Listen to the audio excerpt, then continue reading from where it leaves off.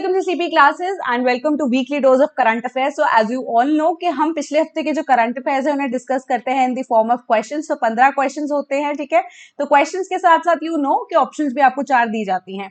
So what you can do is again आप जो अपनी स्क्रीन है उसे पॉज करके अपने अकॉर्डिंगली जो आपका आंसर लगता है वो उसे सही को मार्क कर सकते हैं and later on we'll discuss the answer as well along with the explanation. So this is the tree of knowledge, ठीक है। नॉलेज जो है अटेन आप बेसिकली कैसे कर सकते हैं, राइट। वहां पे टेस्ट का होना भी बहुत जरूरी है। So in the road towards success आपको टेस्ट देना भी जरूरी है। So it is a particular path which you have to follow in which weekly dose is also contributing towards it, है ना। तो ये पाथ जो है बहुत ही लंबा पाथ है, तो हम ट्राई कर रहे हैं कि हम उस पाथ को आपके लिए थोड़ा सा इजी कर सके। So without any delay let's get started. सबसे पहला क्वेश्चन वी हैव इज कि consider the following statements regarding next gen launch vehicle that is NGLV of ISRO. First, it is being developed as a substitute to ISRO's Polar Satellite Launch Vehicle, that is PSLV. Second, PSLV, often dubbed the trusted workhorse of ISRO, has carried many satellites to geosynchronous and geostationary orbits. Third, NGLV will feature semi-cryogenic propulsion, that is refined kerosene as fuel with liquid oxygen as oxidizer for the booster stages, which is cheaper and efficient. Which of the above statement is or are correct? A 1 and 2 only, B 2 and 3 only, C 1 and 3 only, D all of the above. तो इसका correct answer है option number D, that is जो हमारी तीनों की तीनों statements हैं, यानी कि सारी की सारी स्टेटमेंट्स बिल्कुल करेक्ट हैं। तो अब इसरो ने डेवलप किया है NGLV को, जो कि नियर फ्यूचर हम देखते हैं कि वो रिप्लेस कर सकता है PSLV को। एंड सेकंड स्टेटमेंट कह रही थी कि जो हमारा PSLV है उसे ट्रस्टेड वर्क हॉर्स कहा माना गया ऑफ इसरो। क्यों? क्योंकि वो 1750 kg of sun synchronous polar orbits और पेलोड जो है उसका कितना कैरी कर सकता है, that is 1425 kg towards geosynchronous and geostationary orbits of the earth. तो अब ये दोनों वर्ड्स एक्चुअली में है क्या, इनकी मीनिंग जब समझाऊं मैं आपको। जियोसिंक्रोनस एंड जियोस्टेशनरी की बात करते हैं तो इसमें जो जियो वर्ड है that is depicting the earth, right. तो अर्थ की जो ऑर्बिट्स हैं उनके अंदर बहुत सारी सैटेलाइट्स को प्लेस किया जाता है। And second word is geosynchronous, कि जो अर्थ की रोटेशन के हिसाब से अपने आप को सिंक्रोनाइज करे, ऐसी सैटेलाइट्स को भी PSLV ने पहुंचाया है जियोसिंक्रोनस ऑर्बिट्स में। एंड साथ ही साथ जियोस्टेशनरी, यानी कि एक पर्टिकुलर जियोस्टेशनरी, स्टेशनरीज की एक जगह पे फिक्स हो जाती है, राइट, कि एक जगह पे फिक्स की हुई सैटेलाइट्स को भी जियोस्टेशनरी ऑर्बिट्स ऑफ द अर्थ में PSLV ने पहुंचाया है। तो अब NGLV जो है उसे रिप्लेस क्यों कर रहा है? क्योंकि वो कॉस्ट एफिशिएंट है एंड उससे ज्यादा पेलोड जो है वो कैरी कर सकता है। एंड साथ ही साथ अब क्या है, केरोसिन को एज अ फ्यूल यूज किया जाएगा, जो कि मच चीपर है with respect to the other fuel जो अभी हम यूज कर रहे हैं। तो उसे लिक्विड ऑक्सीजन के साथ जब हम मिक्स करेंगे तो वो बूस्टर स्टेजेस में हेल्प करेगा फर्दर, जो कि चीपर कॉस्ट करेगा और एफिशिएंट भी ज्यादा होगा। इसीलिए क्या होगा, इसे हम रिप्लेस कर सकते हैं, या इसरो आने वाले टाइम में PSLV को रिप्लेस कर सकता है NGLV से। So next question we have is consider the following statements with respect to NASA's Dragonfly mission. First, it is a mission to reach Jupiter's moon Titan. Second, Titan is the second largest moon in the solar system with an atmosphere and liquid on its surface like Earth. Which of the statements given above is or are correct? A 1 only, B 2 only, C both 1 and 2, D neither 1 nor 2. तो इसका correct answer है option number B, कि जो NASA का dragon fly mission है actually में इसके accordingly first statement क्यों गलत हो जाती है, क्योंकि जो हमारा अब हम मून की बात कर रहे हैं ना, Titan moon is of Saturn, ठीक है। सैटर्न का मून है टाइटन, ना कि जुपिटर का। तो फर्स्ट स्टेटमेंट गलत हो जाती है। सेकंड इज कि अब हमारा जब हम बात करते हैं टाइटन जो है सेकंड लार्जेस्ट मून है in the solar system, which is correct, right. And first largest की जब हम बात करते हैं वो क्या है, जुपिटर का गैनीमेड मून जो है इट इज लार्जर। एंड जो जुपिटर का मून है गैनीमेड वो कितना लार्जर है, 2% जो है it is larger than that of Titan, that is कि जो सैटर्न का लार्जेस्ट मून है। सो अब हम जब नासा का ड्रैगनफ्लाई मिशन की बात करते हैं, it is to reach the Saturn's moon that is Titan by the year of 2034, जिसका अब अर्थ की तरह ही अगर हम बात करें एटमॉस्फेयर है, but it is much more dense than the atmosphere of the Earth. So next question we have is consider the following statements with respect to China plus one strategy. First, it is a global business strategy to invest only in China and Taiwan. Second, members part of this strategy are eligible for free trade agreement with China. Which of the statements given above is or are incorrect? A 1 only, B 2 only, C both 1 and 2, D neither 1 nor 2. तो यहाँ पे आपको incorrect statement जो है वो mark करनी है। तो इसका करेक्ट आंसर है ऑप्शन नंबर सी कि दोनों की दोनों स्टेटमेंट जो है वो गलत है। तो चाइना प्लस वन जो स्ट्रैटेजी है दैट इज, अगर हम बात करें लॉन्ग रन में, तो चाइना जो है वहां पे चीपर लेबर अवेलेबल है, राइट। तो चीपर लेबर जब अवेलेबल होने के बाद जब कॉस्ट की जब हम बात कर रहे हैं तो कॉस्ट भी ओवरऑल कम आती है जितने भी मैन्युफैक्चरिंग यूनिट्स के लिए। सो एज अ रिजल्ट बहुत सारी इंडस्ट्री जो है वो ज्यादातर, जो अगर हम कहें इन्वेस्टमेंट की बात करें, चाइना में ही ज्यादा कर रही है। So the West along with the other countries, तो अब वो 18 इकोनॉमीज है जिसमें यूएस भी इंक्लूडेड है, इंडिया भी इंक्लूडेड है, यूरोपियन यूनियन भी इंक्लूडेड है। उन्होंने क्या किया है, in order for long term के वो जो मैन्युफैक्चरिंग यूनिट्स जो है वो चाइना से शिफ्ट होकर इन 18 इकोनॉमीज में इन्वेस्ट करना चाहे, इसे चाइना प्लस वन स्ट्रैटेजी कहा गया है। So it is a road map जो इंक्लूड करता है स्टेप्स किसको काउंटर करने के लिए, सप्लाई चेन डिपेंडेंसीज जो चाइना के ऊपर है एंड जो वल्नरेबिलिटीज जिसका फायदा कहीं ना कहीं चाइना उठाता है इन द लॉन्ग रन, कि जो as a part of overall China plus one strategy. So next question we have is, Living Planet report was released by which of the following organization? A, United Nations Environment Program, B, World Wildlife Fund, C, Natural Resources Defense Council, D, Global Environment Facility. तो इसका correct answer है option number B कि world wild life fund जो है वो release करता है living planet report, जो कि ये मेजर करता है कि जो स्पीशीज है वो कैसे रिस्पॉन्स कर रही हैं कि जो इन्वायरमेंट के ऊपर प्रेशर आ रहा है ड्यू टू बायोडाइवर्सिटी लॉस और जो क्लाइमेटिक चेंज। तो बेसिकली ऐसा लेखा जोखा लिखा जाता है इस रिपोर्ट के अंदर कि जो डिफरेंट स्पीशीज हैं जिनको हम कहते हैं कई बार कि जो इकोलॉजिकल बैलेंस को भी देखती हैं स्पीशीज, कि how they are actually reacting या उनके ऊपर जो जितना भी असर है उसे रिपोर्ट जो है ये लिविंग प्लैनेट रिपोर्ट वो मेजर करती है। So next question we have is, recently Chandapura Lake was in news. It is located in which state? A, Uttar Pradesh, B, Maharashtra, C, Karnataka, D, Kerala. तो इसका correct answer है option number सी कि recently जो Chandapura lake है उसकी development के regarding जो है फाइन लगाया एनजीटी ने, किसके ऊपर, कर्नाटका की गवर्नमेंट के ऊपर। कितना, 500 करोड़ का। क्यों? क्योंकि जो कर्नाटका गवर्नमेंट है वो फेल हो गई in maintaining the Chandapura lake. क्यों?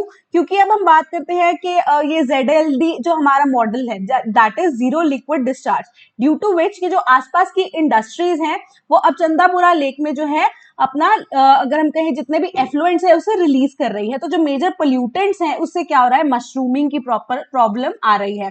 तो रेड कैटेगरी इंडस्ट्रीज भी इसमें इंक्लूडेड है, यानी कि जो पोल्यूशन इंडेक्स स्कोर जिनका 60 एंड अबव है। सो इसी वजह से in order to maintain the Chandapura lake 500 crore का जो अगर हम कहें कॉम्पेंसेशन की अब इम्पोजिशन हुई है कर्नाटका गवर्नमेंट के ऊपर। So next question we have is, consider the following statements regarding INS Arihant. First, it is India's first ballistic missile nuclear submarine. Second, it has completed India's nuclear triad in 2019. Third, submarine launched ballistic missile is important for a country's second strike nuclear capability. Which of the above statements are correct? A1 only, B2 and 3 only, C1 and 2 only, D all of the above. तो इसका correct answer है option number D कि all of the statements are correct, कि Indian build या Indian design developed and manufacturing ballistic missile है, ठीक है, जो कि न्यूक्लियर सबमरीन भी है। तो INS अरिहंत ने रिसेंटली कैरी आउट किया है successful launch of submarine launch ballistic missile को भी। तो अब वो वैलिडेट कर रहा है इंडिया को कि सेकेंड स्ट्राइक न्यूक्लियर कैपेबिलिटी जो है इंडिया के पास वो आ गई है।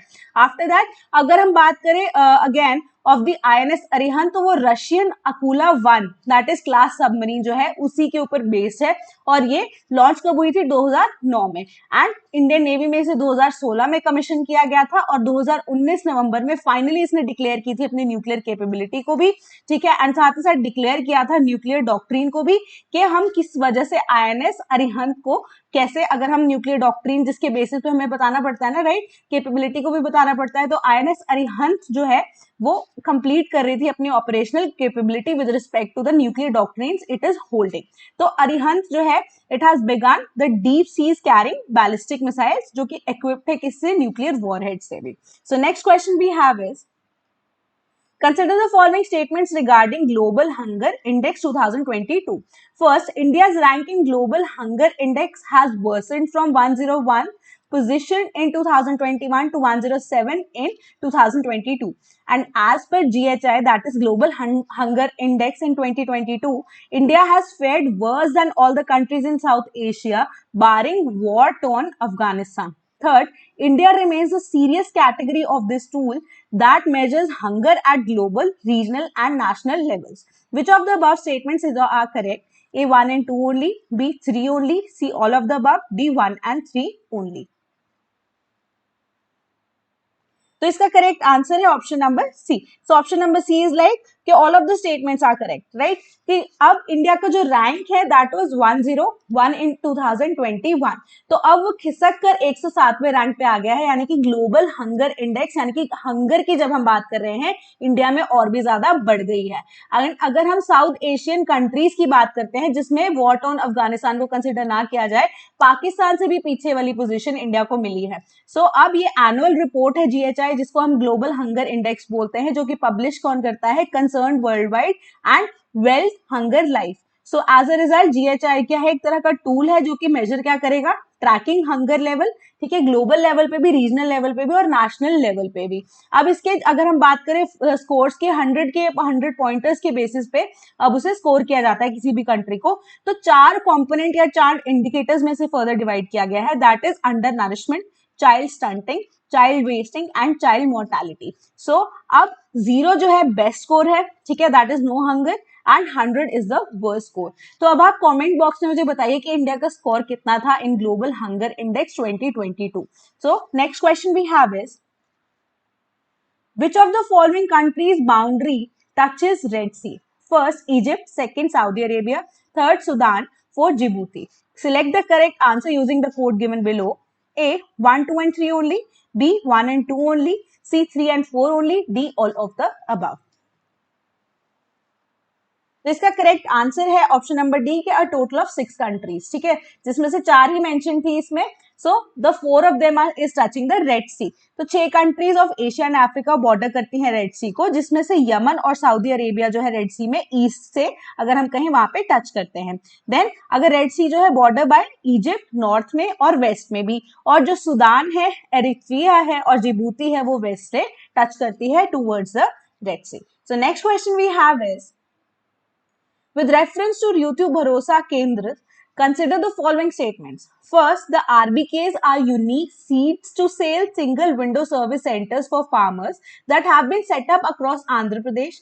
Second, RBKs facilitate interaction between farmers, agriculture scientists and agriculture extension officers right at the village level. Which of the statements given above is or are correct? A 1 only, B 2 only, both 1 and 2, D neither 1 nor 2.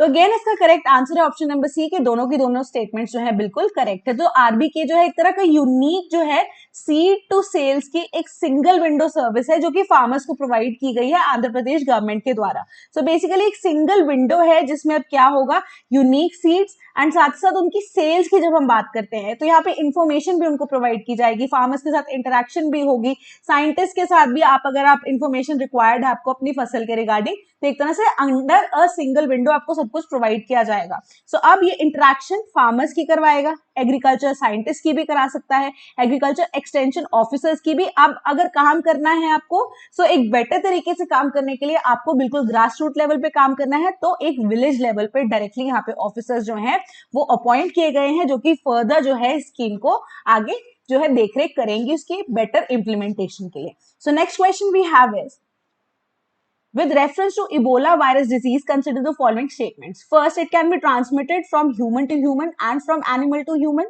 Second, reverse transcriptase polymerase chain reaction, that is RT-PCR, is issued to detect the virus. So which of the following statements above is or are correct? A 1 only, B 2 only, both 1 and 2, D neither 1 nor 2.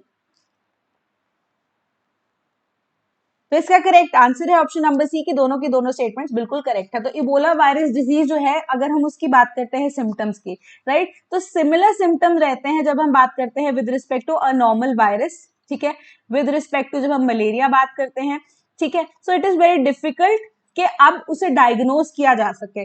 सो अब RT-PCR जो है उसे use किया जाता है ताकि finally Ebola virus disease जो है उसे हम आइडेंटिफाई कर सके इजीली। सो अब इसके ट्रांसमिशन की जब हम बात करते हैं तो ह्यूमन टू ह्यूमन भी हो सकती है, ठीक है। अब ह्यूमन टू ह्यूमन हो सकते हैं किसी भी तरह के बॉडी फ्लूइड से, किसी भी तरह की जब हम बात करते हैं कोई भी ऐसे ओपन स्किन होती है, राइट, जैसे चोट लग गई होती है, राइट, जब हम कट्स की बात करते हैं, ठीक है, बॉडी फ्लूइड्स, एंड अगेन जब हम बात करें किसी भी तरह के ड्रॉपलेट्स से, या जब हम डायरेक्ट कंटामिनेशन से आ जाते हैं, कंटामिनेटेड पर्सन जो कि सिक है उसके साथ भी, ठीक है। सो एंटीबॉडी की जब हम बात करें, एंटीबॉडी कैप्चर एंजाइम जो है अगेन RT-PCR से इसका डायरेक्ट लिंक है ताकि इबोला को इजीली जो है उसे डिटेक्ट किया जा सके। So next question we have is, with reference to kamikaze drones, consider the following statements. First, they are also referred to as suicide drones as they are designed to blast in the attack, causing maximum damage. Second, they are cheaper alternative to cruise missiles and can strike their targets from hundreds of kilometers away. Which of the statements given above are correct? A 1 only, B 2 only, C both 1 and 2, D neither 1 nor 2.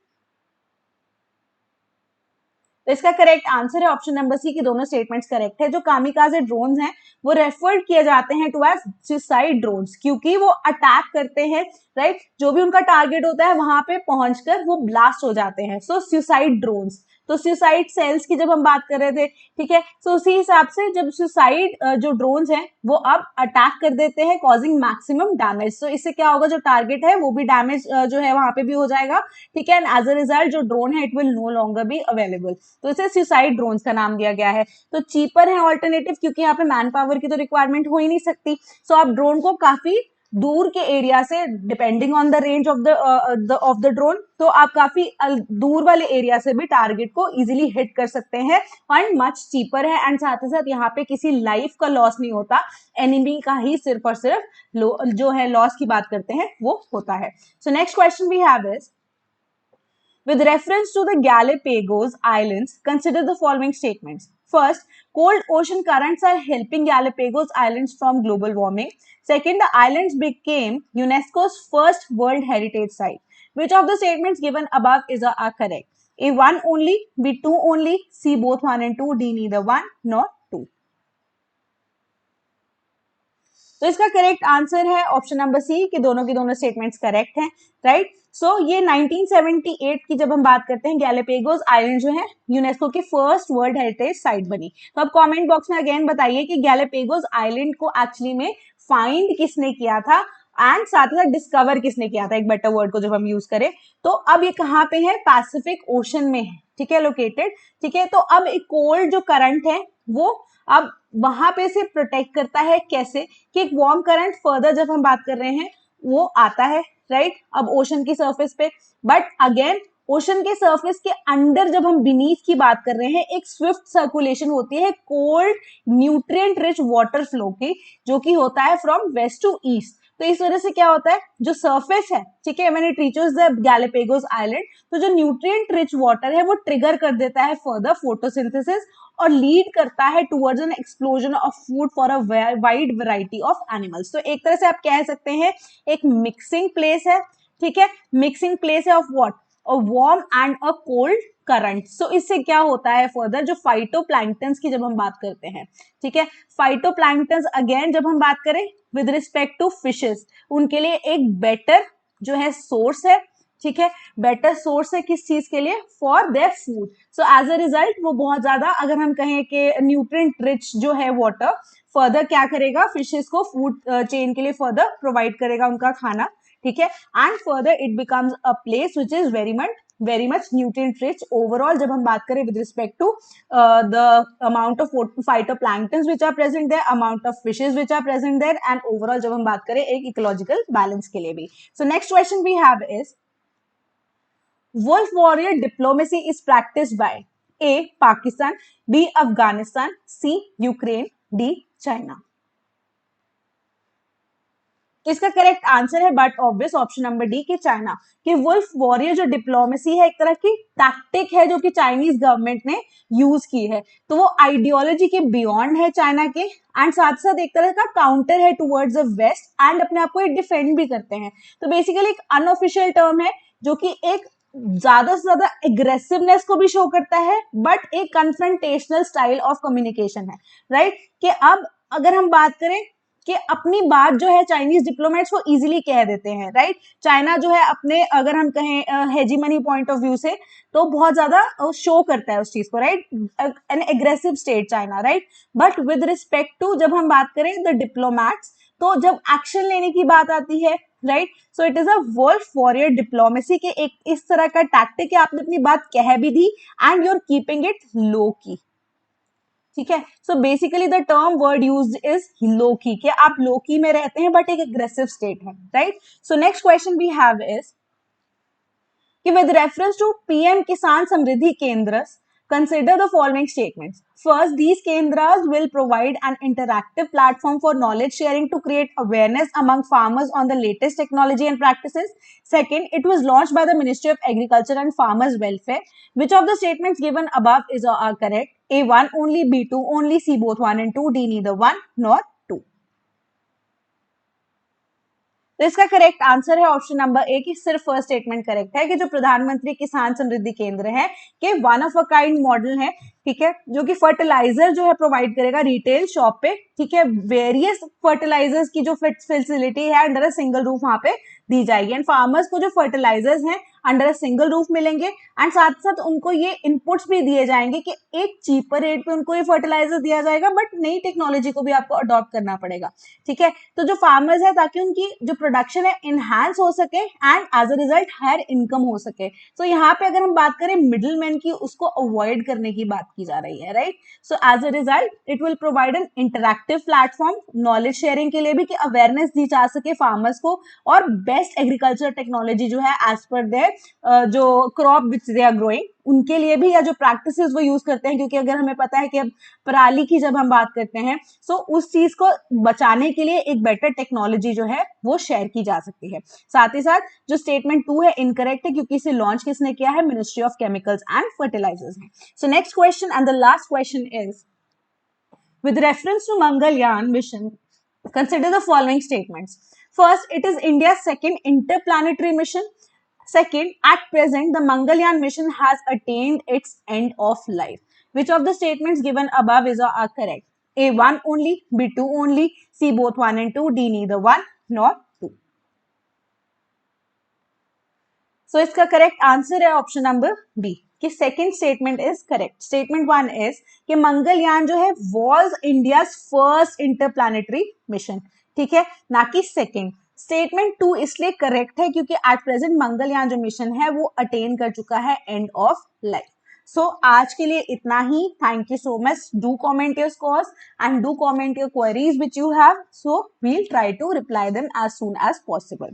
Thank you so much.